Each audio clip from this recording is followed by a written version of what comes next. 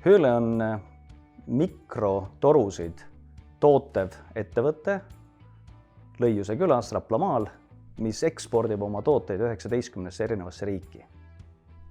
Kui ma seda esimest lauset laiendan, siis tegelikult see on Eesti ettevõte, mis on sündinud kogemusest ehk 20 aasta pikkusest kogemusest plasttoru valdkonnas ning kaasates Eesti kapitali ja luues Rapla valda täiesti uue tootmiskompetentsi ja keskuse. Me toodame Raplamaal, Lõiusel, sellepärast, et siin on kokku saanud kõik need head asjad, mida me otsisime. Siin on silmale ilus looduslik koht, avar. Siin on tublid inimesed, kelle me oleme koos sammhaaval meeskonna moodustanud, kes tänu sellele, et nad on kohalik tiim, ei soovi ka siit kuhugi lahkuda, vaid koos meiega areneda. Ma arvan, et see kõik kokku on meid siia kinnistanud. Nüüd me oleme tegutsenud 5 aastat Raplamaal. Ja tervikuna on olnud see üks tore periood ehk õnnelik juhus meie jaoks. Eks kui kuskil on kas inimene või meeskond, kellel on mõte midagi teha, siis tootmisvaldkonnas on selleks esmalt vaja ka asupaika. Ja meid tõi Raplamaale üks hea juhus. Kuna me ise elame pealinna läheduses, siis ikka otsid see tegevuspaika nii, et kodust oleks mugav tulla ja see oleks nagu teatud käe-jala juures, kui nii võib täna öelda. Ja me otsisime Tallinna ümbruses asupaiku, kuhu meie tootmine võiks sobida. Me välistasime täielikult tehnopargid, sest varasem kogemus ja ka tänane kogemus ütleb, et tehnoparkides jäävad ettevõtted anonüümseteks. Me soovisime olla sellises kohas, kus on looduslikult kena, ehk me enda hing oleks rõõmus, endal oleks tore teha, ja kus meie juurde tulek on algusest peale selge, et tullakse meie juurde, ja nii nagu meil endal tööle. Et see oli meie jaoks oluline. Ja nii juhus tõi meid Raplamaale ja me leidsime siin ühe sobiva koha, mida me algusest rentisime. Ja tegelikult see on nagu väga oluline faktor, sest see oli meile jõukohane.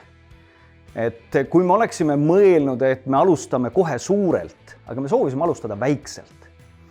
Väikselt ja nagu me ütlesime eriliselt, mitte suurelt anonüümselt kuskil või väikselt anonüümselt, siis see õnnestus meil teha Raplamaal.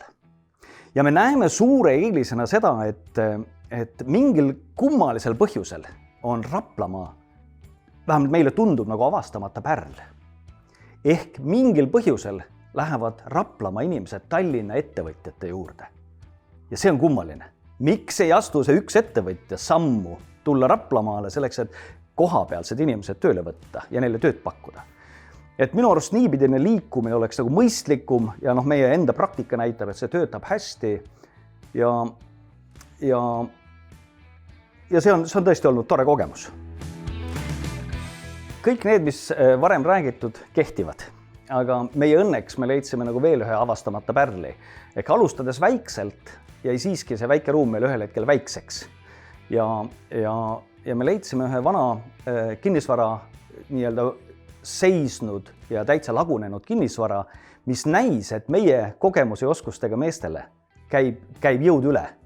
Ja me otsustasime selle renoveerida ja me oleme tänapäevases tootmiskompleksis, kus on 7000 ruutmeetrit katusalust pinda, meil on 3 hektarit veel lisalaiendusteks ja meil on kaasaegne tootmiskompleks. Kuid olulisem sellest, liikudes siia Raplamaale, me tahtsime leida kohalikke mehi, ütleme inimesi, kellega koos seda ettevõtet teha ja teha nii, et selle tootet on võimalik eksportida. Ja ehk eksportimine tähendab siis sellist asja, et seda väärtustab keegi teine, kes ei ole Eestis. Ja see on minu arvates kogu meeskonnale sellist jõudu andev inspiratsioon, et meie Lõiuse mehed teeme asju, mida ei osteta ainult Raplas ega Tallinnas, vaid ka 19 riigis üle Euroopa. Pigem, ütleme, keeruline muidugi kellelegi täpselt nõu anda, et eks igaüks peab ära tundma, et see koht talle sobib. Aga ma arvan, et see ettevõte peaks nägema, pigem olema sellise väikse keskmise suurusega ettevõte, mis on ka meie arvates täna ka võib-olla Eestile sobivaim, see nagu ettevõtlusmeetod tootmisvaldkonnas, kus on toode, mis omab erilisust, mida siis hinnatakse. Et kindlasti see ei ole masstootmine, et pigem midagi sellist nišše, erilist ja pigem väikest ja väikese kriteeriumid on võib-olla kuni 20 töötajaga tootmisettevõtte näiteks. Et selline võib-olla soovitus. Kui vaadata nüüd meie tegevuse vaatenurgast, siis meie tegelikult otsime koostööd sellise ettevõttega, kes suudaks meile siin koha peal toota trumleid, mis sobivad meile. Tänasel hetkel me tegelikult impordime trumleid ka väljaspoolt Eestit, mis näib absurdne. Ja me oleme mõelnud sellesse nii-öelda ise investeerida, aga kuna ettevõtte areng on olnud väga kiire ja isegi teatud määral, siis see on võtnud meie enda sellise energia ja aja, et tegeleda selle poolega. Kui on kuskil partner, siis hea meelega räägiks.